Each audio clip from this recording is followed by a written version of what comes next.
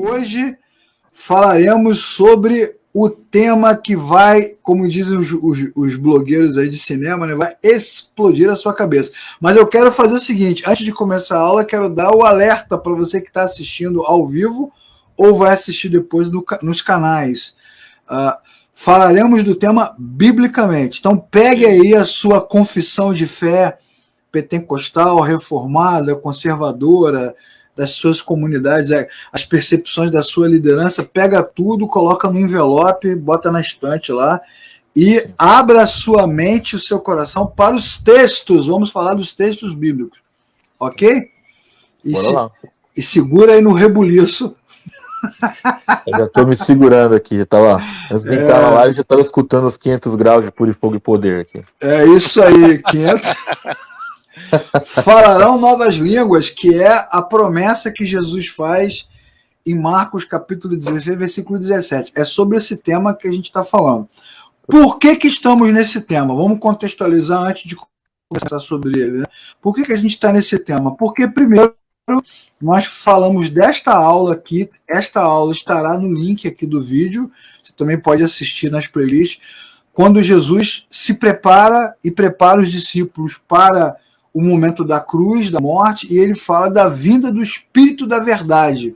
Então fizemos uma aula só falando desse tema, o Espírito Santo como Espírito da Verdade, a vinda do Espírito Santo, já um novo momento, né, a nova aliança, explicamos a beça isso aí, então você pode assistir essa aula. Depois desse encontro, nós fizemos a última aula, né, o Espírito em Ação, o Espírito em Ação, que já era Jesus falando sobre o mover do Espírito Santo, aquele que convence o homem do pecado, da justiça e do juízo. Explicamos essa aula. Semana passada, nós trabalhamos aqui com muita tranquilidade, né, a questão do Espírito Santo, sobre o batismo do Espírito Santo, uma aula bem legal, bem bíblica, explicamos o que é, o que não é, e hoje falaremos sobre o dom de línguas. Por quê que falaremos sobre esse tema? Porque na nossa cultura latino-americana, principalmente aqui no Brasil,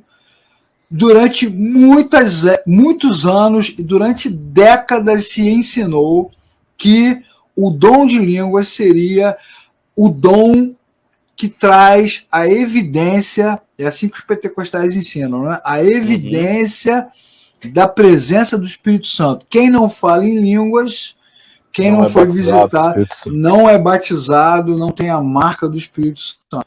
Então, é um tema que não deveria ser polêmico, né, Marcão e Davi?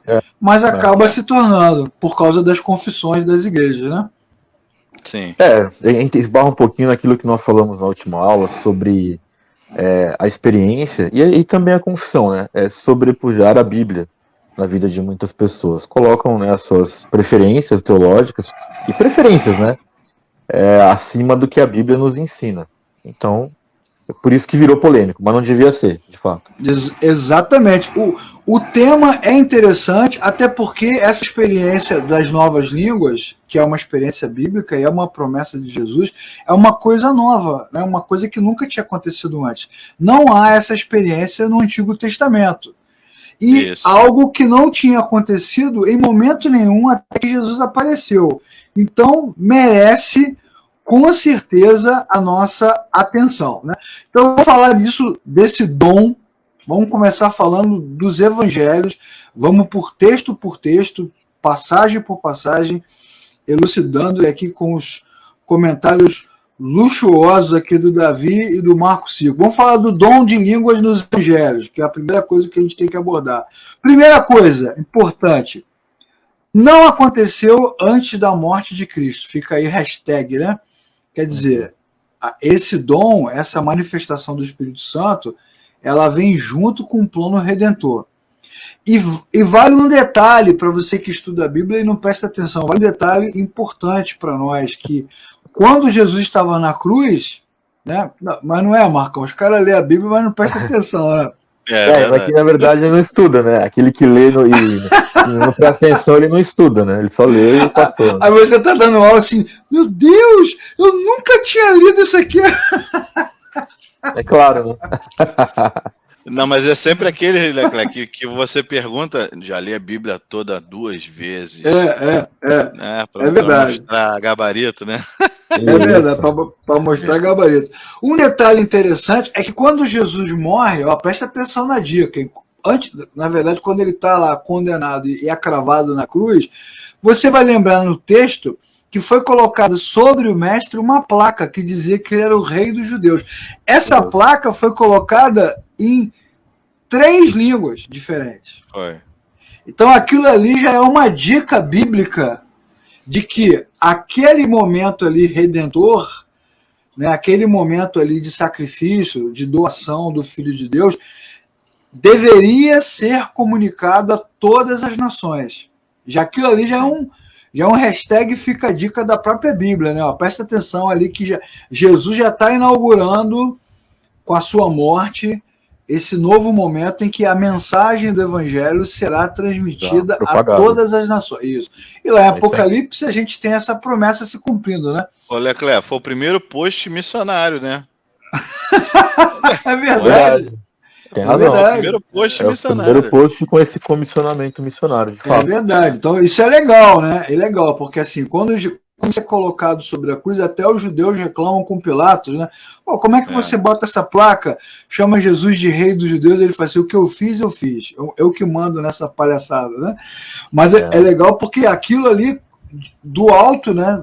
Do alto, todo mundo contemplando, uma cena dramática, né, de mudança de clima, né, de tremor de terra, meio filme de terror, assim, todo mundo presta atenção e vê lá Jesus já sendo anunciado como rei em diferentes línguas. O que é engraçado também, né, Marco? Eu vou falar uma coisa que não está na aula, mas eu acho que vale a pena a gente falar. A questão das línguas, da multiplicidade de línguas, né, das diferentes culturas, num primeiro momento na Bíblia, é um sinal de juízo.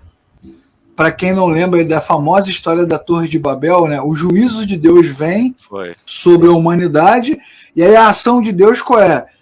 Criar diferentes linguagens para os caras não se entendessem, né? Isso. Interessante, né? E agora, o mesmo processo das línguas vem para unificar a mensagem. É interessante, né, cara? Interessantíssimo. Interessantíssimo, foi uma boa observação. E é verdade, né, o povo na ocasião lá da Torre de Babel, né, é como o pensamento, o idioma, né, a comunicação e o propósito era um só, né, Deus ele olhou de tal ponto que ele falou, esses caras vão conseguir o intento deles, então vamos descer lá, confundiram as línguas, né, ou seja, houve uma baderna ali praticamente, né, houve um reteté ali, né, Leclerc, um rebuliço. Houve um reteté. Houve um rebuliço lá, foi o primeiro reteté de fogo da história. Exatamente. Templo de Babel, Casa de Babel. É isso aí, primeiro reteté rebuliço que aconteceu que não deu tudo errado. É verdade, cara, é verdade. Interessante, né? Assim, e é interessante como os evangelhos trabalham com esses contrastes, né, Davi? A queda do homem acontece no jardim e o primeiro movimento de reconciliação do homem através de Cristo começa no jardim, no Getsemane, né? O Babel é um juízo, né? Então você vê agora as línguas como sinal da nova aliança. Interessante como a Bíblia trabalha com esses contrastes, e você vê a mão de Deus produzindo já um caminho redentor, né? Redimindo o homem em todos esses aspectos. E é interessante porque o intuito de Babel basicamente era que os homens queriam construir uma torre até chegar a Deus, né? E o poder salvífico de Cristo na cruz ali, ele fez essa ponte, né? Ele fez essa torre e os homens podem se reconectarem com Deus a partir de Cristo. Logo, eles podem falar outras línguas que serão entendidos. Muito interessante como a Bíblia trabalha com esses contrastes, né? Bom, aí a pergunta é, essa língua que é prometida, né? Falarão novas línguas, são línguas para unir, que é isso que a gente está conversando agora, ou é para causar confusão? Como é que é a reunião na sua igreja, você que está assistindo? Você que está assistindo a aula, quando o fogo cai, quando a Shekinah desce, quando o véu rasga, quando o anjo entra, quando o rolo, né? Quando alguém traz o rolo, lê o rolo, ou então como uma igreja que eu conheci, o fio que desce, quando desce o fio. Quando o Na manto é verdade, desenrolado, né? as experiências que eu tenho, Leclerc, é que tudo começa com o pandeiro. É. Quando o Essa era uma pandeiro pergunta toca, boa, Davi. baixa Alguém o já espírito. viu, alguém já viu reteté com rock, por exemplo? Eu nunca vi. Eu só vejo reteté com o forró e com o pandeiro, só. Não tem, Então, né? Só tem não reteté rola. nordestino. Mas Começou assim, com o pandeirinho, o negócio já fica mais pesado, mas né? é bom apontar uma comparação de que os movimentos da religião de matriz africana também começam com batuque, né? É. Então, A gente já a falou gente beça pode sobre isso nas aulas sobre batalha espiritual. Quando a gente fala do sincretismo, esse é um assunto que o Marco gosta, né, Marcão? É, mas esse apontamento do Davi ele é importante porque, assim, nesse afã de se dizer que o Espírito Santo se move naquele ambiente, naquele momento, se você olhar como alguém que está, e a Bíblia fala principalmente sobre isso, sobre os de fora olham aquilo, você não consegue enxergar uma diferença entre aquilo e uma celebração de uma Exatamente. religião afro-brasileira. Você Não não vê consegue diferença. discernir, É né? a mesma Parece que coisa. você está no mesmo pacote. Isso. Bom, vamos É isso tentar aí. explicar isso lendo os textos bíblicos, como nós falamos, né, que é vamos lá. importante, né? Sim. Vamos ler dois textos aqui, Marcos 16 e Mateus 28. Davi, eu vou ler Marcos e você lê Mateus, tá bom? Tá bom? Vamos ver Tá. as duas passagens para a gente entender. Marcos 16, do versículo 15 até o versículo 19. Ide por todo o mundo, pregue o evangelho a todas as pessoas. Quem crer e for batizado será salvo, mas quem não crer será condenado. Esses sinais acompanharão os que crerem. Em meu nome expulsarão demônios, falarão novas línguas. Pegarão em serpentes, e se beberem algum veneno mortal, não lhes fará mal nenhum. Imporão as mãos sobre os doentes e serão curados. Depois de ter falado, o Senhor Jesus foi levado ao céu e assentou-se à direita de Deus. Então é a primeira passagem. Agora lê Mateus aí, o Davi. Mateus 28, 18 diz assim: E chegando-se Jesus, falou-lhes, dizendo: É-me dado todo o poder no céu e na terra. Portanto, ide, fazei discípulos de todas as nações, batizando-os em nome do Pai, do Filho e do Espírito Santo, ensinando-os a guardar todas as coisas que vos tenho mandado. E eis que eu estou convosco todos os dias até a consumação do século. Amém. Legal. Então eu quero fazer aqui a comparação dos textos e mostrar que é uma missão completa dividida em duas passagens. Na primeira passagem, a ênfase do Evangelho de Marcos está na pregação do Evangelho. A apresentação de Jesus como o Messias enviado por Deus. No Evangelho de Mateus, a ênfase está no ensino e no discipulado. Aqueles que já ouviram o Evangelho e creram devem ser batizados e ensinados a guardar tudo o que foi ensinado. É importante você prestar atenção quando estiver lendo o texto, assistindo a aula. A passagem do Evangelho de Marcos, ela dá ênfase à pregação, ao anúncio do Evangelho. E para que o Evangelho seja anunciado com impacto, vem os sinais. Os sinais seguirão. Os sinais, eles são impactantes, eles mexe com o coração e geram também a capacidade de comunicação. No Evangelho de Mateus, a ênfase está no discipulado. Observe que na passagem de Mateus não há menção ao novas línguas. Está vendo a diferença dos textos? É importante a beça. Né?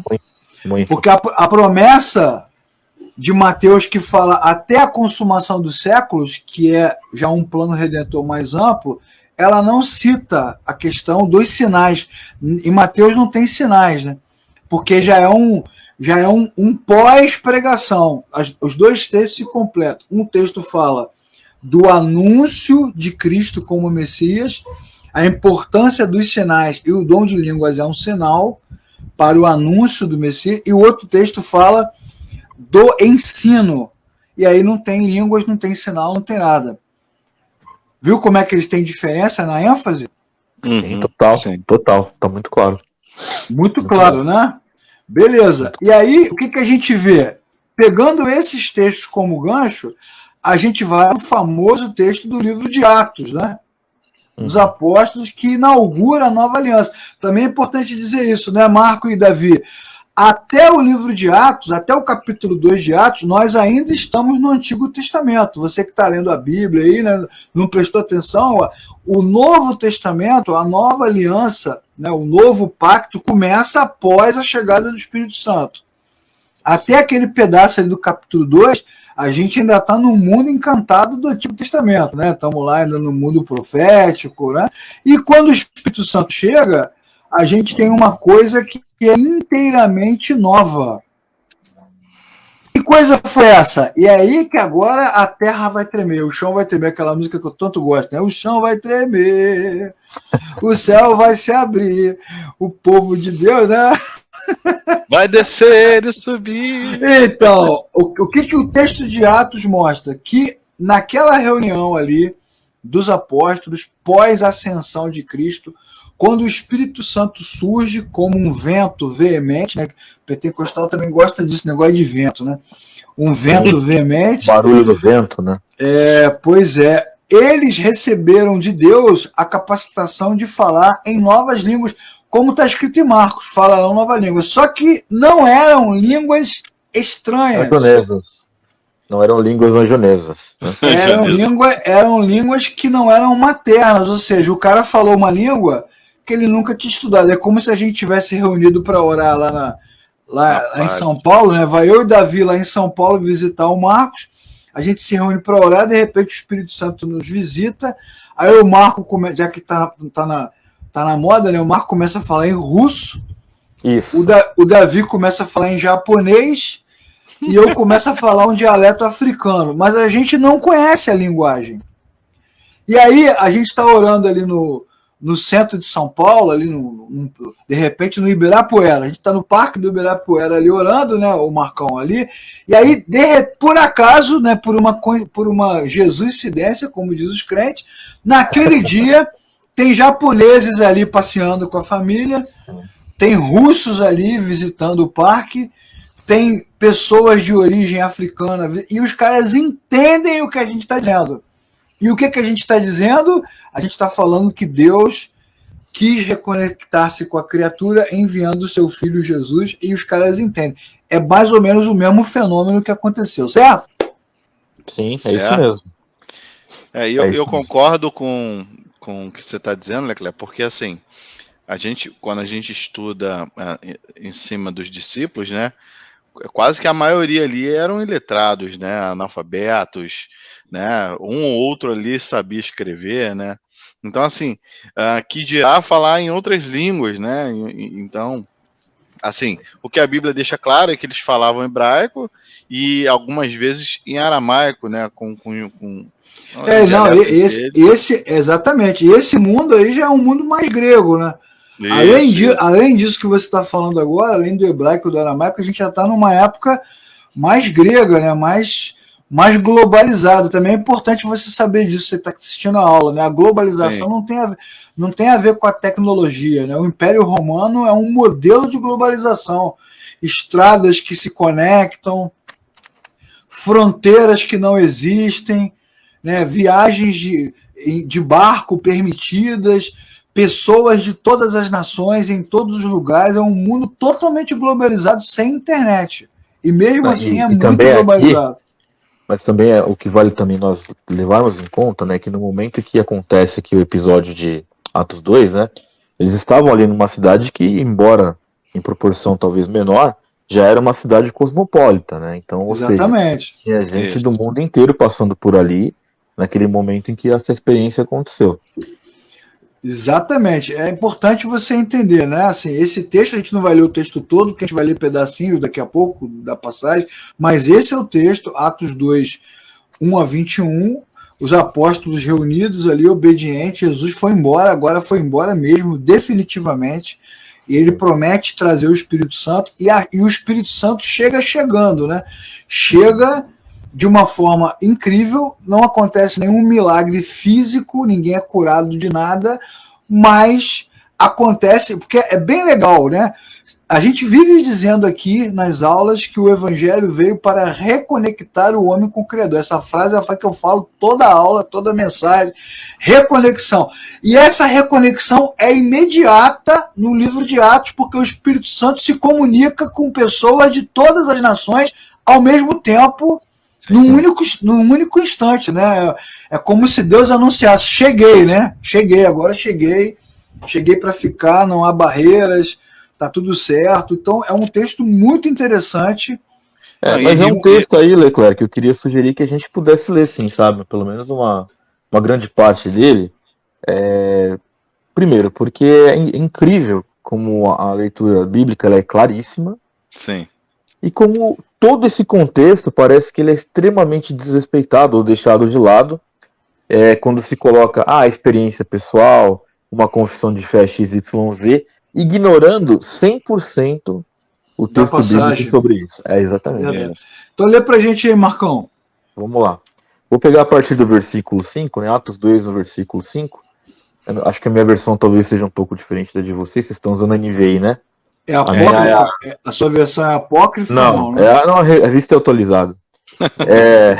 Vamos lá. Ora, estavam habitando em Jerusalém judeus, homens piedosos, vindo de todas as nações debaixo do céu. Aquele lance que eu falei de ser uma cidade cosmopolita, né? Muitas pessoas, várias nações, enfim. Sim. Versículo 6. Quando, pois, se fez ouvir aquela voz, afluiu a multidão, que se possuiu de perplexidade, porquanto cada um os ouvia falar na sua própria língua. Versículo 7. Estavam, pois, atônitos e se admiravam, dizendo: Vede, não são porventura galileus todos esses que aí estão falando? E como os ouvimos falar cada um em nossa própria língua materna? Somos partos, medos, elamitas, e os naturais da Mesopotâmia, Judéia, Capadócia, Ponto e Ásia, da Frígia, da Panfilha, do Egito, das regiões da Líbia, nas mediações do Cirene, e romanos que aqui residem, tanto judeus como prosélitos, cretenses e arábios. Ou seja, diversidade de várias nacionalidades e idiomas. Continuando no versículo 11. Como os ouvimos falar em nossas próprias línguas as grandezas de Deus? Todos atônitos, perplexos, interpelavam uns aos outros. Que quer isto dizer? Isso é maravilhoso. Isso é incrível, né, cara?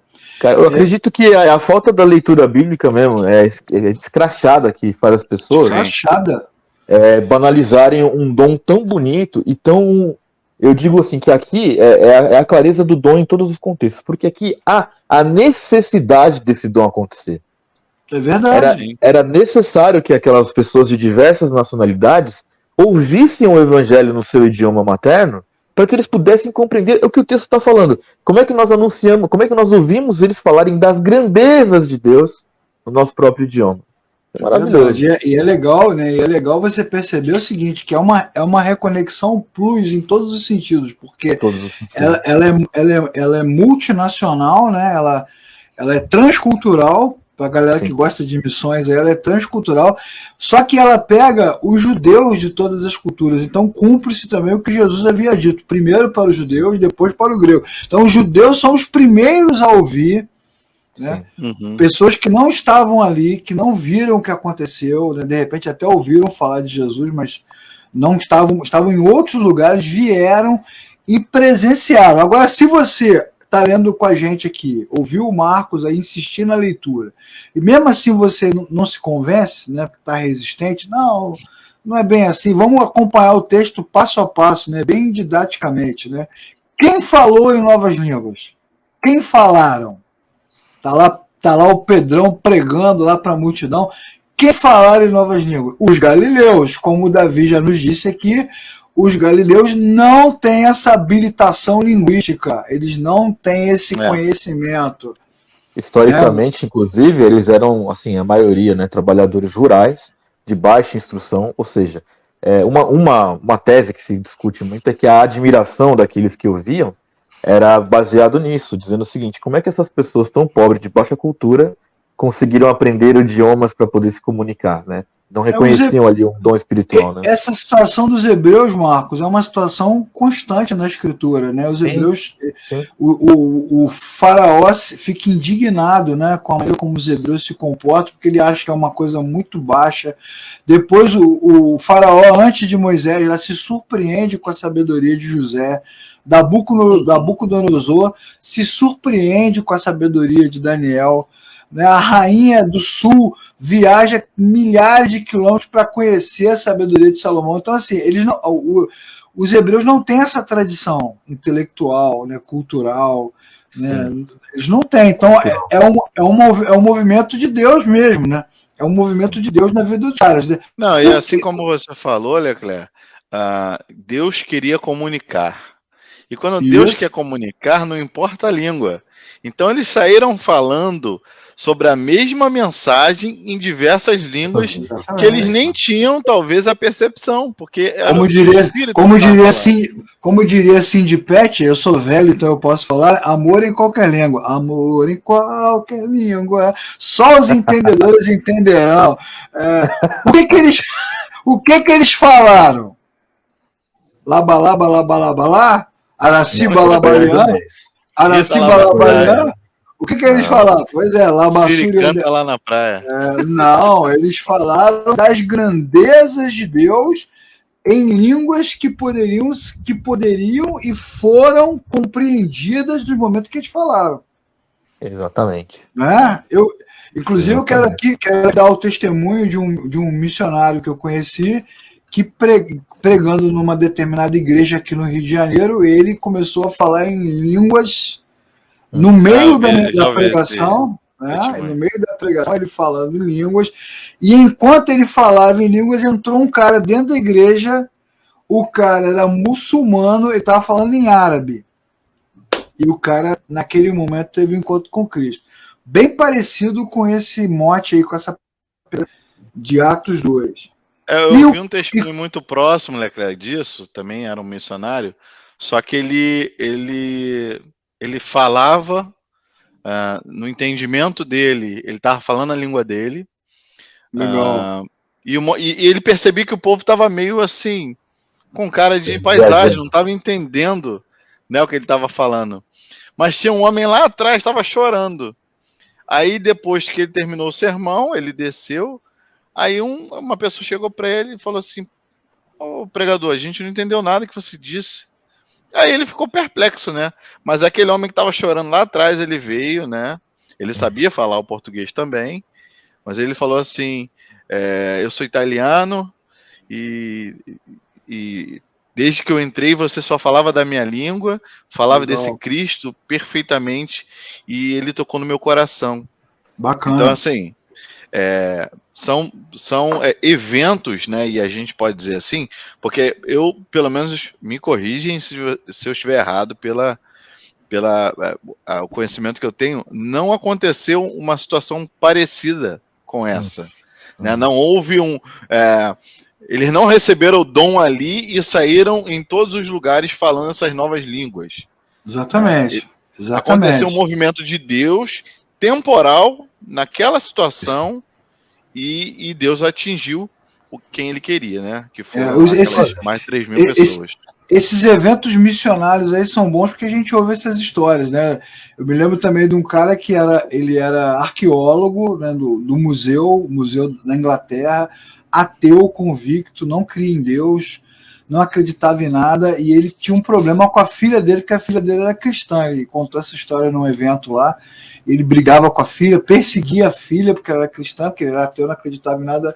E uma determinada noite, de madrugada, ele estava deitado, ele ouviu a filha dele chorando no quarto, em soluços, ela estava orando, mas aquilo incomodou ele. Aí ele incomodou porque ele achou que estava acontecendo alguma coisa, ele se levantou. Quando ele entrou no quarto, ela estava orando em línguas. Só que ela estava orando numa língua egípcia antiga, e ele era um arqueólogo de altíssimo nível. Só ele conhecia a língua.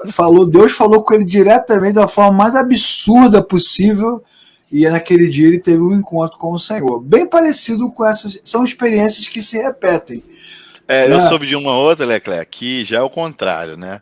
A pessoa chegou para evangelizar uma família, né? Aí bateu na porta, aí o cara abriu a porta, o cara totalmente descrente, não acreditava em nada, e aquele pregador tava falando, não, Jesus, né? Jesus, ele veio para te reconectar com Deus. Aí o cara, eu não acredito em nada disso. Não, mas você precisa escutar. E houve até um certo peso de insistência, né? Chegou uma hora, aquele descrente foi e bateu no pregador, e o pregador caiu no chão. Olha aí caiu na unção do soco. Ficou aquele clima tenso, né? As pessoas tentando ver o que ia acontecer.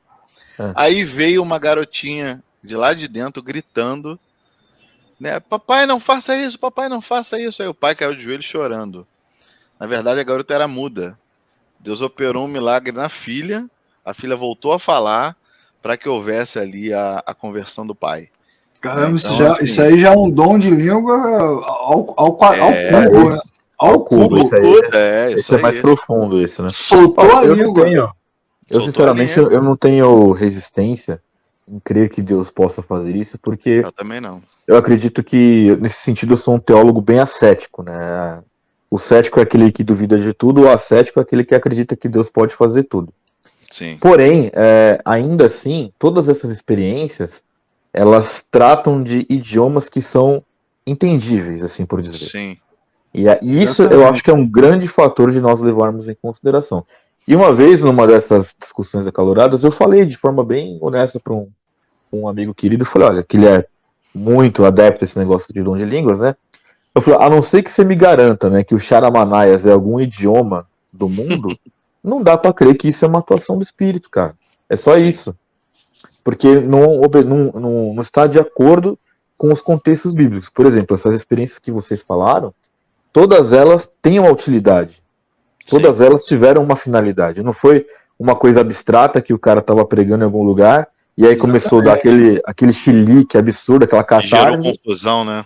E ninguém entendeu nada e todo mundo ficou naquele negócio mítico. Não, nesses casos que vocês estão falando, em todos os casos havia uma real necessidade para que este dom acontecesse. E é por isso que eu sempre digo, eu não tenho nenhum problema com esta continuidade dos dons quando eles estão dentro deste contexto bíblico de edificação.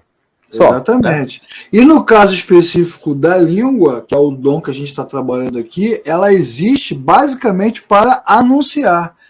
Né? Ela tem uma função específica dentro da obra de Deus. Inclusive, Pedro fala sobre isso, né? Porque como é que Pedro explica? Porque os caras perguntam, né? Mas o que está acontecendo? Né? O que será que está acontecendo, como diria aquele desenho? Lembra aquele desenho? O bonequinho levantava um guarda-chuva, né? O que está acontecendo? E o Pedro. Não lembra a referência dele, né? Desculpa, mas não lembro. Vocês não viveram a vida. Aqui, ó, ele explica, olha só como é legal no versículo 17 até o versículo 21, né? Nos últimos dias, né? Diz Deus, porque Pedro até começa a explicar antes um pouco, né? Pedro levantou-se em alta voz, dirigiu-se à multidão. Homens da Judéia, todos que vivem em Jerusalém, deixe de explicar, ouçam com atenção. Não estamos bêbados, ele diz. O que vocês supõem. Porque, assim, os que ouviram na sua própria língua ficaram impactados. E os que não estavam entendendo nada achavam que eles estavam bêbados, né? Que tem o cara que entende e tem o cara que critica. Sim. E ele fala, pelo contrário, isto é o que foi predito pelo profeta Joel. Nos últimos dias, diz Deus, derramarei do meu espírito sobre todos os povos. Seus filhos e suas filhas profetizarão. Os jovens terão visões, os velhos terão sonhos. Mostrarei maravilhas. Então ele vai falar da profecia de Joel. O que é legal é o seguinte, Joel está falando dos últimos dias, ou seja, do clímax, né, do plano redentor de Deus, porque é o que João Batista diz, né, o que vem depois de mim vai juntar o trigo de um lado e a palha do outro, né, vai derramar o Espírito Santo e vai meter o machado, então é o tempo do juízo. E nessa profecia de Joel, não há referência à língua. A língua, zero. A língua é a ferramenta que Deus usa para anunciar que esse tempo chegou. E é por isso que Pedro prega primeiro para os judeus, para que eles, e cita Joel, né? Porque o próprio Pedro não tem esse conhecimento, né? O Espírito Santo, nesse momento, está qualificando ele. Vai, meu filho, fala. E ele, então, fala, né? E os próprios judeus, nesse momento, eles têm o entendimento do que está acontecendo, que é o texto de Joel, que eu citei aqui agora, texto famoso, né? Esse texto já foi tema de muitos congressos, né? Derramarei do meu espírito. 28, 32. Leclerc, você poderia voltar a imagem, por favor? Claro. Volta o slide aí.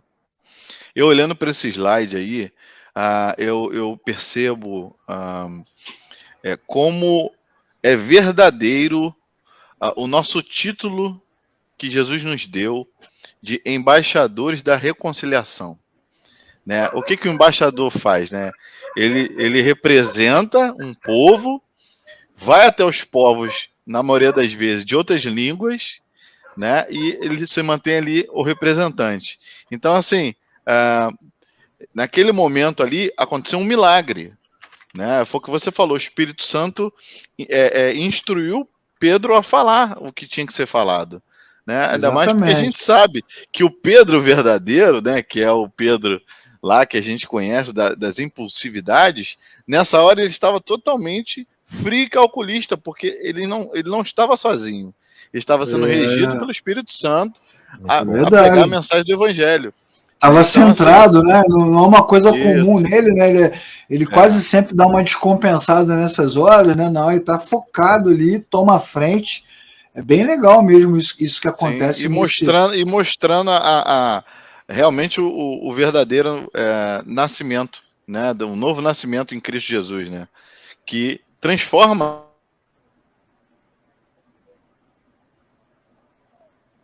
E ficou mudo aqui para mim. Ficou mudo, Davi. Ficou mudo aí. Davi deu uma mutada aí, né? O dom de línguas do Davi deu uma falhada aí. Fica mexendo com essas coisas. Não, eu tô te ouvindo, Davi. Nós estamos te ouvindo. Agora melhorou. Você tá no mute, vê aí. Eu não tô ouvindo vocês, não. Ué, mas eu tô falando. Você tá me ouvindo, não, eu tô ouvindo você, Leclerc. Tô ouvindo muito bem o Leclerc. É o Davi que tá mutado. Vamos ver. É a confusão, é o espírito de confusão. Tá vendo? Viu como é que a língua é importante para a comunicação? Tá vendo? Você não... pensou, se eu tivesse aqui falando em russo, ninguém tava entendendo nada, que a gente não tava falando. A gente já ia achar que era uma canta aqui. Pois é. Ô, Leclerc, eu queria só fazer uma ênfase aí, uma coisa que você falou que eu acho que merece bastante destaque e que talvez ajude aí os irmãos que estão nos assistindo a entender melhor a coisa. Dado momento aí da sua fala, você disse assim que a língua ela era meramente uma ferramenta para que o anúncio do evangelho fosse feito. E isso eu acho que é um erro primário que muitas pessoas cometem, no sentido de entender que a língua é o fim de uma coisa, não é o fim, ela é o meio para que o fim, que seria o anúncio da palavra, fosse cumprido, né? Então, talvez, se o povo entendesse a língua como um meio, e o idioma, e até mesmo o dom como um meio, e não só o dom de línguas, né? Se todos os dons que a Bíblia nos fornece como essenciais ou como dons que foram experimentados aí pelos apóstolos, se todos esses dons fossem vistos como dons, como um caminho, né? Como um meio para se chegar à glória de Deus, a que Cristo seja glorificado, muito provavelmente a nossa igreja não seria tão mal vista. Verdade. A igreja evangélica, né? Talvez seria uma igreja muito mais lúcida no seu modo de lidar com as coisas, né? Uma vez eu ouvi um pregador explicando para um discipulando, né, o seguinte, que ele chegou pro pastor e falou assim: pastor, meu sonho é ser missionário. O que o senhor acha que eu tenho que fazer? Aí o pastor olhou para ele e falou assim: primeira coisa, meu filho, você já está pregando para os teus vizinhos? Aí ele: não. É o básico, né? A primeira coisa que você vai fazer como missionário é pregar para pessoas que você não tem costume de falar. Então, assim, começa a pregar para os teus vizinhos. Outra coisa, começa a estudar, ora ao Senhor e começa a estudar outras línguas. Porque aí ele ficou assim, meio perplexo. Confuso, perplexo, né? Porque ele achou que talvez viria como um dom, uma graça, né, do Senhor. A língua entrou e pum, agora eu sei falar, cantonês. Pois é. Não. Mas fala, Leclerc, pode falar. Não, é isso mesmo, estou concordando. Não, então, muitas vezes, eu sei disso porque eu estou sofrendo aqui para aprender inglês, né? Outras pessoas têm uma facilidade muito grande de aprender novas línguas, né? É aquilo que a gente sempre fala, Davi, essa ênfase exacerbada é o místico, né? O reino de Deus, como diziam os reformadores, né, Marco? Orare et labutare, meu irmão. Tem trabalho pra caramba. Orar e trabalhar. Mas assim, ó, essa glamorização também, que o Davi bem mencionou aí do missionário, desse exemplo que ele deu, também para mim é muito difícil também lidar com isso, porque assim, é o que ele está falando. O campo missionário, ele está do nosso lado. Você pode ver que a maioria, assim, eu pelo menos faz uns 10 anos assim que eu tenho sido muito procurado por missionários para falar de alguma ajuda, alguma coisa. Até hoje eu nunca ouvi um que tenha falado, olha, eu quero ser um missionário na minha rua, ou na favela onde eu moro, ou todo mundo quer ir pra Disney, todo mundo quer ir pra Califórnia. Todo mundo, não, Deus me chamou pra África, Deus me chamou pro outro lado do mundo. Cara, é maravilhoso quando a pessoa igual aquele hino que a gente canta na igreja, né? Irmão, eu vou pra Califórnia. É tipo isso. Sobre as ondas. Qual é assim, é questionável, né? Porque assim, será que é só. Não estou dizendo que nesses países aí que são difíceis, que tem perseguição, que não tem necessidade de missionário. Mas será que é só lá que tem a necessidade de missionário? Pois é, porque é o ID por todo mundo, né? É o ID por todo mundo. Pois é.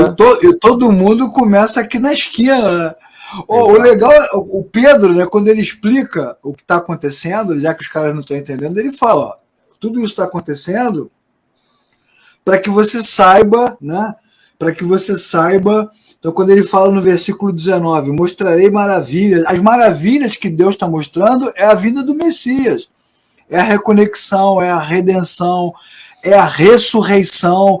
E a partir desse momento que Jesus veio, ressuscitou e ascendeu, e o Espírito Santo desceu, todo aquele que invocar o nome do Senhor será salvo. Versículo 21. É o que Pedro está explicando. Ou seja, nós estamos aqui falando na sua língua original para que você saiba. E é legal a gente dar ênfase a esse texto, por quê? Porque Joel não fala de novas línguas, então ele não está falando. Quando ele fala do derramamento do Espírito Santo, ele não está falando da língua, então a língua realmente é uma ferramenta, não é um fim. Ele fala do juízo, né? E o Joel não escreve para a igreja, ele escreve para os judeus, para os hebreus. Então o texto do profeta Joel é para os israelitas. É para os israelitas que a mensagem chega primeiro. Se o Espírito Santo não viesse, essa mensagem não chegaria. Por isso que Jesus fala, né? Eu preciso morrer. Se o trigo não morrer, não dá fruto. Eu preciso morrer, senão o Espírito Santo não vem. Para que esta oportunidade fosse dada. É o dia em que o texto de Joel se cumpre. E é impressionante, né, Marco, abrindo aqui um parênteses escatológico, como os caras pegam esse texto e jogam lá para o Apocalipse, para o Tim LaHaye, né, para a batalha contra Cristo. Pode esperar que essa semana aí, pós-Ucrânia, pode esperar que essa semana vai rolar um monte de interpretação. Não, é isso que me chegaram um monte de zap hoje, além da zoeira, né, dos memes, né? Todo mundo falando assim, não, essa já é a primeira batalha, não sei o que. Eu falei, gente, pelo amor de Deus, calma, tenham lucidez, né? O pessoal fica nessa busca, né, desenfreada do fim dos tempos, né? E fica aí louco, daqui a pouco não dorme direito, enfim. Isso, o tempo do fim, que a Bíblia fala, e fala mesmo, né? Escatodei, né? Escatocronos, o tempo do fim é o tempo em que Deus cumpre o que prometeu. Está consumado, chegou o tempo, né? Havendo Deus outrora falado de muitas e diferentes maneiras, agora, vindo a plenitude dos tempos, nestes últimos dias, o tempo do fim não está se referindo ao fim do mundo, até porque, né, nem vai ter fim do mundo, né? Mas isso é outro assunto. Mas o tempo do fim se refere a esse ponto de decisão, né? Veio o Messias, acabou. Quem crê será salvo, quem não crê já está condenado. Esse é o fim. E não esse fim, né, lá do final, que os caras ficam prevendo, né? Então, quando os judeus incrédulos, eles são atraídos, né? Quando eles são atraídos pelas línguas, que é aí que está a questão. A língua é um instrumento nas nossas igrejas hoje de muita confusão. né? De polêmica, de maluquice, do que você quiser chamar. Mas no texto bíblico, a língua é uma ferramenta de inclusão, de aproximação. Porque os caras todo mundo para mensagem. Não é? Porque Pedro fala, israelitas, ouçam essas palavras. Ouçam. Aí ele fala, e no final, né? Como é que fala aqui? No versículo, lá no finalzinho, versículo 37. Quando ouviram isso, os corações ficaram aflitos e perguntaram a Pedro e aos apóstolos, o que faremos então? É isso, cara. É isso aí. É o Espírito Santo que convence o homem da justiça, do pecado e do juízo. Então, não tem uma experiência sobrenatural. Aí Pedro, Marco, nesse momento poderia ter falado, né? O que faremos? Recebam agora o fogo! Não, ou não. O que faremos não. Vamos para um encontro com Deus, porque lá vocês vão ser doutrinados. Vamos expulsar as castas demoníacas aí das suas vidas. Vai passar por um processo de cura e libertação, mas não foi nada disso. Fala em línguas, fala. Porque esses caras prega na pressão, né? Fala. Aí o cara tá tentando falar, né, meu? Aí o cara chega lá, fala, né? Abre essa boca! Tá. É tenso, cara. Não é, cara? Isso é bem legal o texto, né? Pedro, ele simplesmente, em momento nenhum, instruiu os caras a receber o dom de línguas. Porque, já que você que está assistindo a aula vem de uma corrente teológica que crê no dom de línguas como evidência, pô, você quer momento mais propício, né? Propício, adequado para que o Espírito Santo dê línguas para todo mundo. Por que nesse momento eles não falaram em línguas? A galera, a multidão, 5.000. Aí seria, Marcão, a maior reunião, o reteté da história da humanidade. Maior rebuliço, né? 5.000 caras. Não, Pedro não derrubou ninguém com paletó ungido. não convidou ninguém para dentro do retiro. Imagina o cara da bexiga lá do ar agora, soprando. Isso, soprando o ar apostólico profético. Meu Deus. E aí vem uma pergunta, Leclerc, que é uma pergunta que vai casar com esse versículo aqui, né? Porque o que Pedro fala para os caras, né? Arrependei-vos. Né? O que nós vamos fazer? Arrependei-vos e sejam batizados. Alguém já viu alguma manifestação de línguas em que gerar arrependimento? Que levasse a pessoa a arrependimento? Exatamente. Exatamente. É exatamente o que você falou, Marcos. Eles foram batizados, né? Eles realmente nasceram de novo. Como é que a gente sabe disso? Porque eles perseveraram no ensino, na comunhão, no partir do pão, nas orações.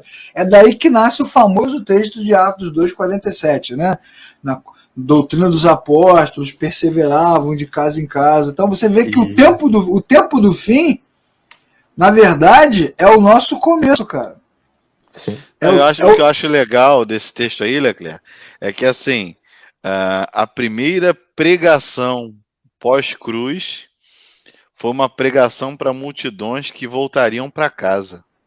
Então todos aqueles que estavam ali, que falavam outras línguas, voltaram para casa com a mensagem de Cristo e replicaram aquela mensagem, né? Para tu ver como o Espírito Santo, sábio, maravilhoso, do jeito que ele sabia daquele encontro, daquele momento específico, onde os judeus receberiam primeiro e repassariam o Evangelho de Cristo, né, nas cidades onde eles moravam, né?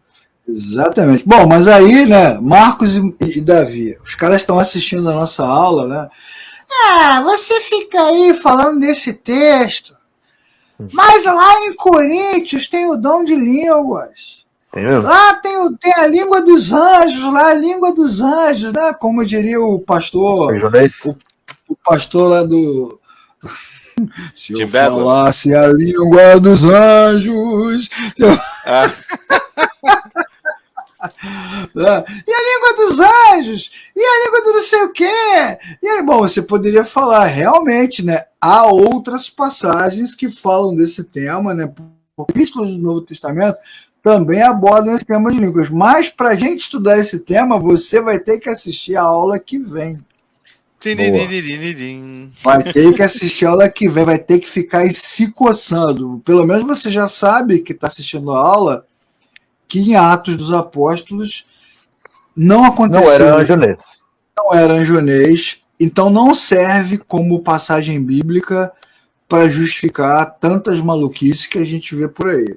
Não rola mais. Você usa aí outra passagem, e aí na semana que vem, pós-carnaval, pós-praia, pós-sol, pós-desfile, nós estaremos aqui para dar continuidade nesse mesmo bate-canal, bate-local, para falar desse tema. E aí sim, cara, aí a gente vai entrar naquela parada que é o apóstolo Paulo batendo com um pedaço de pau. Você se prepara. Se você acha que eu, Marco e Davi, a gente pega pesado, tu não sabe o que Paulo vai fazer com o pé na porta. É porque os caras pegam... Né? O Paulo era famoso sem massagem. Não é, os caras pegam o texto de Coríntios, né? Sim. Quantas vezes eu já ouvi pregações assim, né? Não, porque a igreja de Coríntios tinha todos os dons. A igreja de Coríntios não sei o quê. Aí o cara pega o texto de Coríntios como se ele fosse uma referência, né? Um padrão bíblico. Só que é o seguinte, já quero deixar a pulga mística atrás da sua orelha. Porque se em todas as passagens bíblicas de Atos, dos Evangelhos, na chegada do Espírito Santo, nunca tem um dom de línguas misterioso, anjonês, nunca rola, e se em Coríntios rola, então o texto de Coríntios é um padrão ou o texto de Coríntios é uma chamada de atenção violenta? É para você pensar, né? Rapaz. É padrão. Eu ia dar um spoiler, mas vamos deixar para outra aula. É melhor. Deixa para outra aula aqui.